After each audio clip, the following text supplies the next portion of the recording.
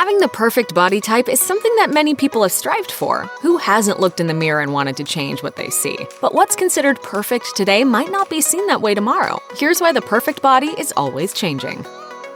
Differences between generations cause many disagreements over politics, economics, and, of course, beauty standards. According to a study by Beautycon Media, 82% of individuals between the ages of 13 and 34 agree that their physical and digital identities are, quote, one and the same. Young people have grown up seeing themselves through pictures posted to social media, and that looking glass has no doubt changed their relationship to their bodies. While some may see this as a problem, Beautycon's study found that people's relationship with social media actually increases the diversity of aesthetic standards. Younger generations don't believe that beauty is just about what society is telling them to look like. Bodies are becoming more owned by their owners, and that puts into question whether or not an ideal body even exists.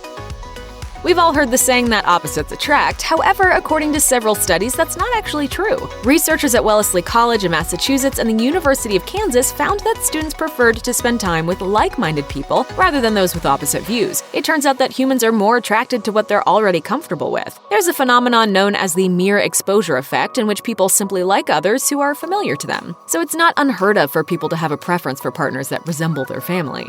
Take a good look at her. That's what Sarah's gonna look like. Hi. Hi. This is my mom. Hi, so nice to meet you. This apparent phenomenon isn't limited to just families. Friends, peers, and neighbors also feed into our senses of familiarity and can make us feel comfortable. It's part of why everybody has a different idea of what an attractive body looks like. After all, beauty is in the eye of the beholder. That's not to say that people can't find unfamiliar bodies attractive, but in general, they often gravitate towards what they already know. Along with the mere exposure effect, the media also plays a big role in our lives. For example, if we see a certain image broadcast over and over again, it becomes familiar to us. It seems nearly impossible to be unaffected by the media and what images are promoted on screens and on the printed page. With that in mind, it's no secret that Hollywood often focuses on thin women, equating their skinniness with beauty. We don't want you to lose weight. We just want you to be healthy. Okay. By eating less. What's harmful, though, is that this focus can skew perception of the norm. So it's important to remember that media outlets show what they think people want to see. As people's priorities shift, advertisements have started promoting more diverse body types, and that's something we can all get on board with.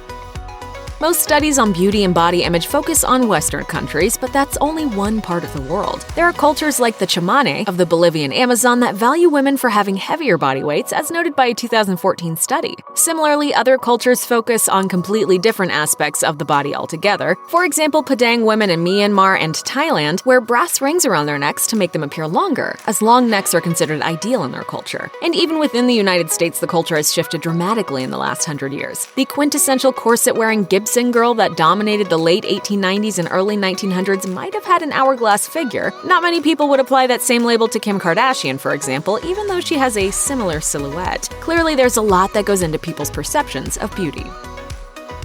The way people live their lives could understandably influence their outward appearances. One notable historical example is the flapper era of the 1920s. Flappers were known for drinking alcohol, going to parties, and having more lifestyle freedom than their elders. The way they presented themselves with their straight, slim bodies appeared to be a rejection of the Victorian images of corseted beauty. Looking back at this era, it might seem that flappers and their contemporaries considered twig-like bodies the ideal. But while the flappers' draped dresses and short hairstyles are thought of as fashionable today, they were considered rebellious and even immoral at the time. The United States was so scandalized by these young women showing their skin that many states tried to make their fashion illegal. Virginia, for one, tried to ban any dress that showed off more than 3 inches of a woman's throat. While the image of a puffed-up bureaucrat chasing women around with a ruler might be hilarious, it seems ridiculous that something so tame to modern Americans would be considered so countercultural to those of the past. It's not just health that's tied to beauty standards, but also a person's economic and social class, something that's been true around the world throughout human history. For example, during the Renaissance, having excess fat on the body was associated with power, success, and wealth. No wonder the paintings of the era depict large bodies. That must have been nice. But that isn't the case in contemporary American society, in which slender bodies tend to be the ideal body type. That's because food is plentiful and abundant for most people, and obesity has been linked to health problems. So it follows that those with more money have access to doctors, foods, and exercise regimens that help them stay skinny. Check out one of our newest videos right here. Plus, even more list videos about your favorite stuff are coming soon. Subscribe to our YouTube channel and hit the bell so you don't miss a single one.